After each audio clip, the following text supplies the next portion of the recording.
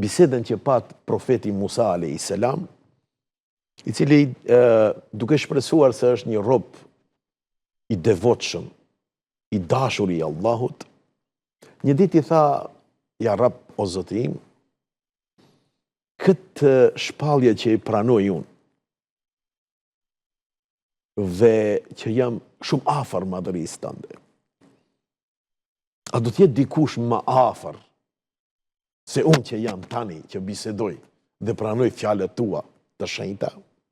Allahu i madhëruar i tha, ja Musa, o Musa, do t'jen një ummet, i cili ummet do t'agjeroj, dhe agjerimi do t'i lodh.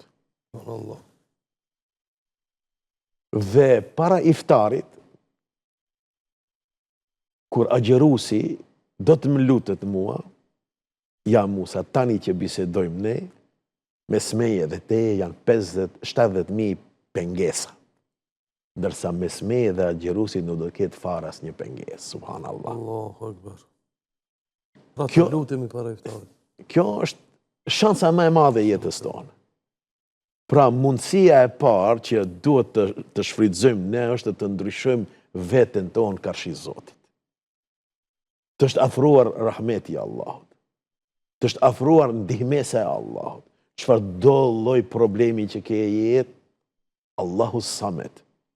Allahu është që robi do t'i drejtohet dhe të kërkojë çare. Se çdo kuj që t'i drejtohemi ndoshta mund të na refuzoj, të na premtoj dhe të tej premtimin, besoni se Zoti nuk ka lënë krijesat e veta që t'i dëshproj. Nëse e vonon, thonë dietarët, se Allahu atë që e don, ja vonon se mburet me banorët e qiellit, duke thënë, o ju banorët e qiellit, shihni sa i bindët është, sa i qëndrueshëm dhe sa këmbgulës është robi im dhe din ku i kërkon. Pra, kërkon një këmbgulësi nga ana e robit që ai të qëndroj në besën që ja ka dhënë.